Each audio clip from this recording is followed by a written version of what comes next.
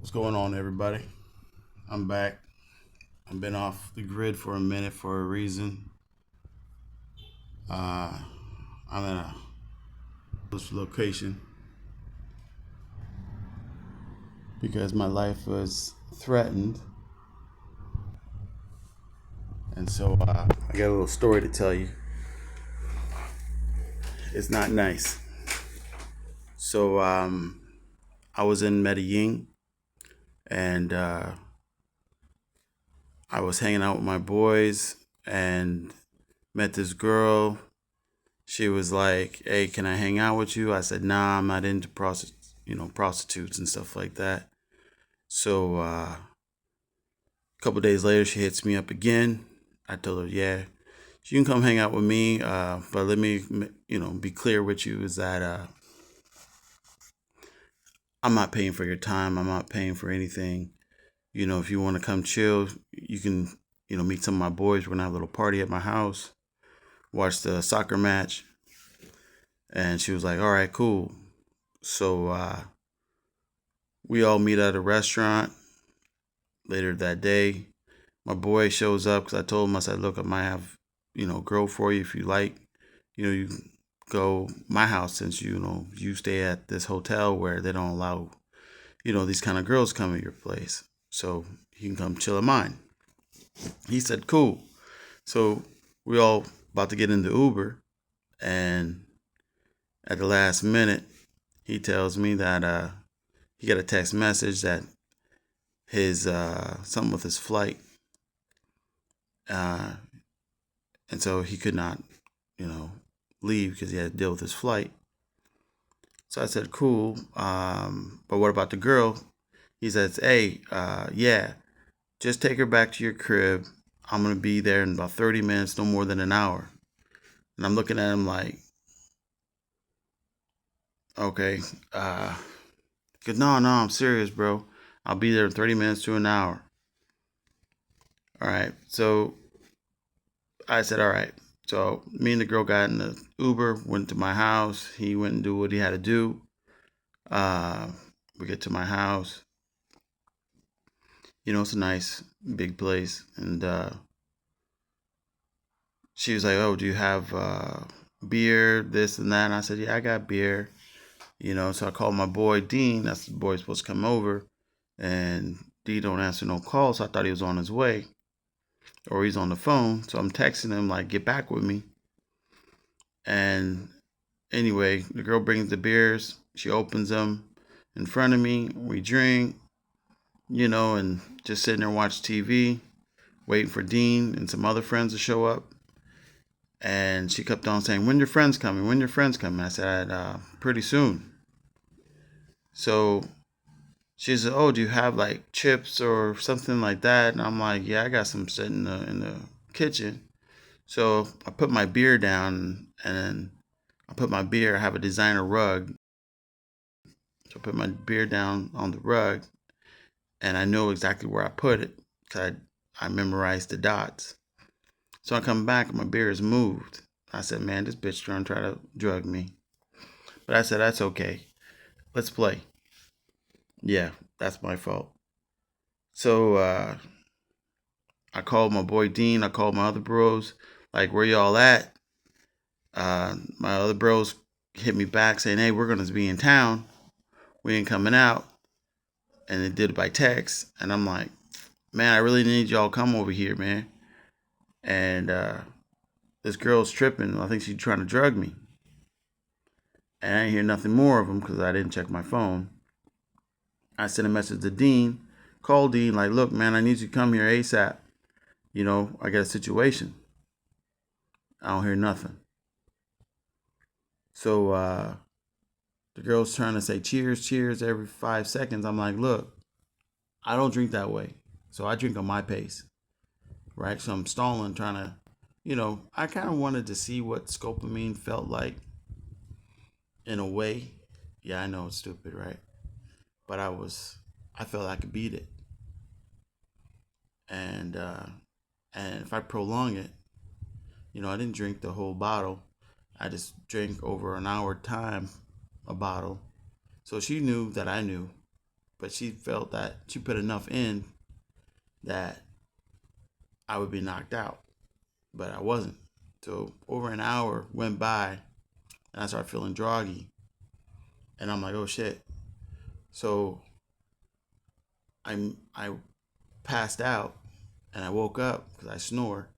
So my snoring woke me up, and I was like, oh man. And I was just really groggy, so I said, let me go jump in the shower real quick. And then, because I didn't even know how much time passed, I felt like 5 minutes passed, and or less. So I go take the shower, and I get out, and I'm like, oh, I just immediately was super tired. And I said, man, I gotta get to the phone, call 911. I don't know where the girl is in my house. She just disappeared. And I'm sitting there, like, I see my phone on the table, but I had no energy, period. So I got on my hands and knees and try to crawl to get to the phone. And I'm telling you, every bit of my strength, power, whatever you want to call it, I used it just to take 2 steps with my hands and my knees. And I felt I was about to pass out just on that. So I grabbed the phone, and I can't see anything. All the numbers, I can't make out anything. So something said, try to make it to the bed. Try to make it to the bed. So I stood up. I don't know how I did it, but I stood up, and I couldn't even feel my knees. I just feel myself moving forward, and I passed out on the bed. So I came to when the girl was looking underneath my bed, like lift up the mattress, my feet in the air, and then she lifted my feet down, and I woke up, and I'm looking at her. I can't talk. I can't move. I know what she's doing. She's robbing me, and I can't do anything. I'm just sitting there staring at her.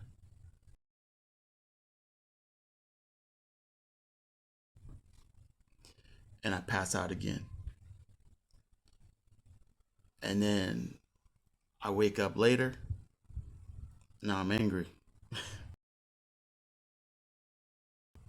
My adrenaline's pumping, right? But I hid my wallet. I hid my passport. I hid the keys to security gate. She can't get out. So I said, I'm gonna come too. I'm about to get in this girl's ass. Real. So I'm just trying to get my bearings. I get my feet, and I'm start moving towards the front door, and I'm getting back to normal. I'm angry, and I'm like, where's this bitch at? And I get to my kitchen, and I see some keys on the seat, and I don't know these keys. And I get to the security gate. Security gate's closed. I'm like, where's this bitch at? And then I go back to the kitchen, and I see the keys, and I see the security door on it, and I see the number is one of the apartments. She went inside, broke in one of the apartments, and got the keys and let herself out. And then she threw the keys back. That was nice of her. So I went to one of the neighbors and woke him up. He called the police for me. And that's it. And then next part is next day I go to the police, and they're no help. They're corrupt. They're getting paid by these organized crime. So I make my complaint. They don't ask me what the girl's name is, where does she live. There's no how did you meet her. That's it. I said text message. We met at the park. Da da da. They didn't ask for her phone number. I said, look, I got her address. I got everything. So let's go there right now. Let's go get it, or I'll do it. They're like, no, you can't go over there. I said, what? Yeah, if you go grab her, because I'm with my boys. We all went over there, and some Colombian girls, because where everybody's upset because it happened to me, and The police said that if I go to her house, grab her, bring her to the police station, they're going to charge me with assault and kidnapping.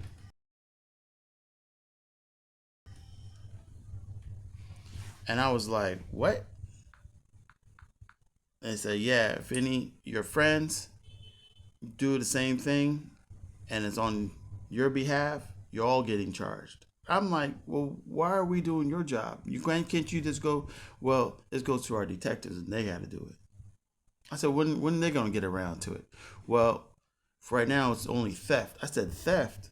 That's the only charge you gonna put on her? They said, yeah. Attempted homicide, extortion, rape. Cause I had that in there because, I woke up with no drawers on. And they're like, I was like, well, why can't you put all the charges on there? And well, yeah, I got to go to prosecutor's office. So the next day, because it was late, the next day, we go to prosecutor's office. Takes us 3 hours to get into that. And they said, okay, well, we can't put down attempted murder because we don't know what all the drugs she put in you. So I said, well, let's go take a piss test or take my blood. Oh, we don't take blood. That you have to pay for yourself. And I'm like, what? I'm a victim. I'm a tourist, and I gotta pay for my blood after one of your people attacked me. And they're like, yeah, but we can take your urine sample and send it to the lab and see what we can get. That's free. So I did that. They're like, yeah, we see that there's opioids in your pee. I said, what kind of opiates? Well, we don't know exactly what it is, but it could be morphine, it could be heroin. And I'm like, what?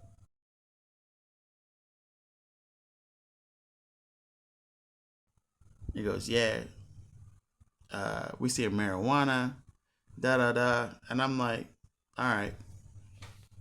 So when can I get the information? Oh, we'll call you. They never call. And if they did call, I don't got no phone. Girl stole my phones.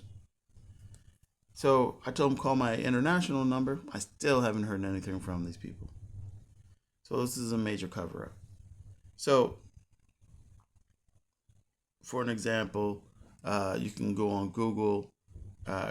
Just 5 days ago, this guy died in his apartment, and they said it was a suicide with scopolamine. Yeah, imagine that.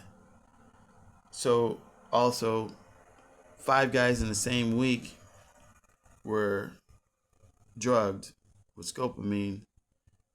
3 are dead. I'm one of the 2 that are alive. So I leave the prosecutor. I go back to the police station and tell them that, all right, the prosecutor put down, attempted homicide, extortion, rape, and theft. And they said, where's the paper at? I said, they said they put it in a computer and you should be able to see it. They said, no, it doesn't work that way. You got to go back to the prosecutor, go get the paper.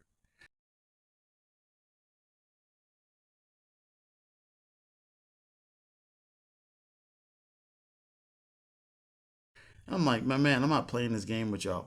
Why don't you send one of your people, grab it from the prosecutor and bring it here? No, you got to go back. I said, y'all ain't trying to do nothing, man. Nothing at the prosecutor. After I told him I got the information for the girl, they said they can't use my information. I said, why can't you use my information? I'm telling you where the girl lives. This is her phone number. This is what she looked like. They said they can't use my information or go after her phone because it takes 2 to 3 months for them to track her phone. I'm saying, you don't need to track her phone. I already got it for you. Or we can't use your information. So that kind of made me upset. Like, they find any way possible not to do anything. And like I said, I'm back at the police station, and the police officer going to get smart with me and say, oh, you're lucky. 5 people were, you're the 5th person this week, and only 2 survive, and you're one of the 2. And I'm like, well, wouldn't I put fire up your ass to go get these girls? Right? Well, the ones for murder, yes. But for you, it's only theft. I said, hold on. So if I died, then it would be murder, right? He goes, yeah, in a way, because we would need proof that the girl killed you. Well, I'm dead. No, we would need a confession from the girl or video of her killing me. I can't make this up, y'all. I say, hold on. So you're saying that if I know my boy, and my boy Mike was going off, like what? Doesn't make no goddamn sense. So I can just go out and kill somebody, right? As long as I don't confess or there's no video, I'm gonna walk away. He said, yeah, technically. I can't make it up, y'all. So hold on. So my boy Mike was going off saying, you guys got a bunch of serial killers just walking freely. You ain't trying to do nothing. So I'm reading some notes here. Hold on a second. Okay. Yeah, I have to point this out. And so Mike was like, so hold on, let me get this right. So if the guy is murdered, then the girl has to confess to the crime or be caught on video. They said yes. So, but if the guy survives and he's missing his stuff, then it's just theft. The police says yes.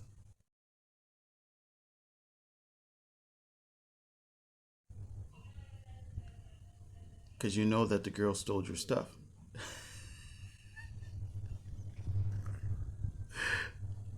And they don't go after people for theft. So everybody's upset, getting irate.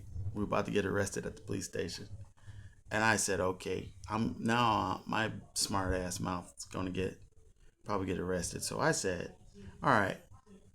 So when I get back to the United States, I'm just gonna go on YouTube, make a video, go on my Facebook, make a video, and I'm gonna tell everybody. I'm gonna make a GoFundMe page, and it's gonna be for all the serial killers and people who wanna basically get revenge or whatever. Make a GoFundMe page, $100 a head for killing all serial killer prostitutes.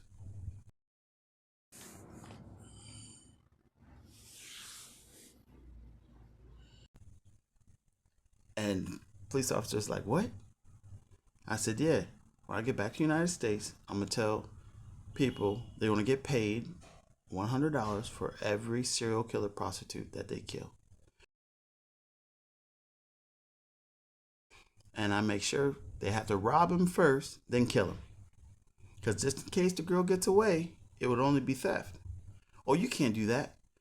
You are something. Anyway, he said something. I'm like, no, I'm not committing any crime. I'm just telling you what you're doing. Right? You're telling these people that it's okay to kill Americans, Europeans left and right. Right? And you're not doing nothing about it. If they survive, then it's only theft and you're not going after them. But the ones that murdered, you got to prove that that person murdered them, right? So why can't I say what I just said? Think about how many years has been going on. How many Americans, Europeans are dead, right? I know since the beginning of the year, at least 9 people, friends of my friends, are not here. Okay? We didn't hear about no arrests. How many people does it take, Americans or Europeans, does it take for you to do something? And then he was like, well, it's not up to me, it's the government, it's the laws. Okay, well, when you have enough serial killer prostitutes dying, Then we'll see about your laws. Okay? Let's make sure the same law that you're using to protect these serial killers, prostitutes, protect these serial killers and bounty men. Okay?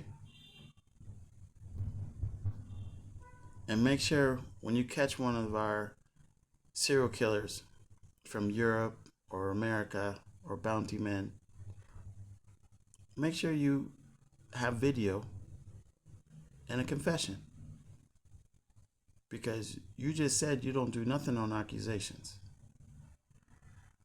No witnesses, nothing like that. You have to have proof that this person killed this person.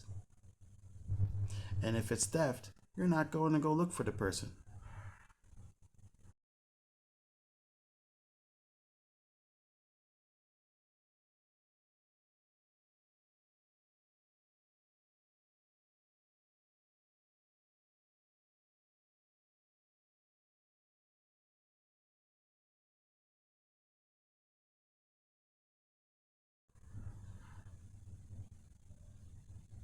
If it's assault, and I know this for a fact, you went after my friend who smacked a girl because she tried to run and get in a cab with his chain, and he caught her and slapped the shit out of her inside the taxi cab and got his chain back. And then the police came to the hotel and told him that he had to pay $2,000 for assault. Forget about what she just ran away with his chain, and she wouldn't give it away freely. So he had to do what he had to do to get it back, right? And you guys go in here and extort him for $2,000 or tell him he's going to go to jail. So I can't wait when these American serial killers and bounty men come to Colombia getting paid $500 to $1,000 a day.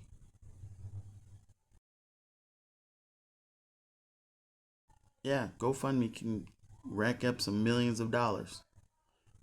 You pissed off a lot of people. So when these people come together and there's opportunists in America, yeah, these serial killers, prostitutes that you have, are going to be no more until you change your laws. Saying that if you harm an American, try to rob an American, you go to jail. If you try to kill an American, that's life in prison. No video proof, just a dirty bottle, dirty blood, dirty urine, and a serial killer was present. Everybody goes to jail for life. But you don't want to do that. So you don't leave us any option. We will keep hunting until you start listening and change your laws. Not against us, against your own people. You're opportunists. We have the money to keep backing our opportunists.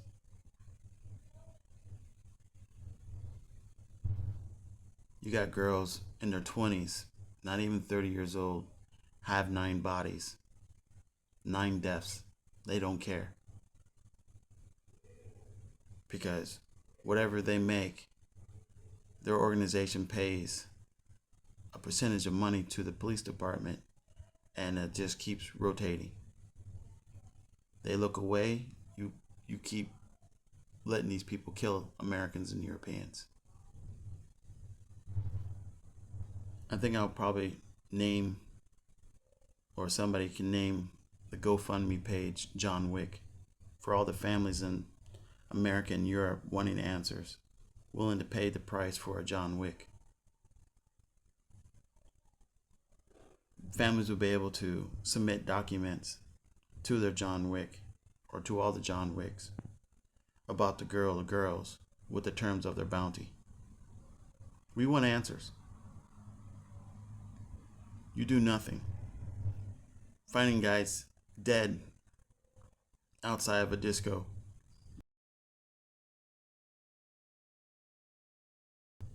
and say that he overdosed. Finding guys in their apartments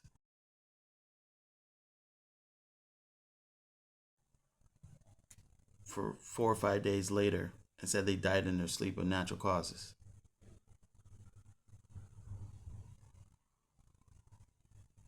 No. Enough's enough. So when you start seeing your serial killer prostitutes not waking up, please make the same stupid accusation as you're saying for American and Europeans. And see if it flies with the Colombian people. And if it does, hey, it's a vicious cycle.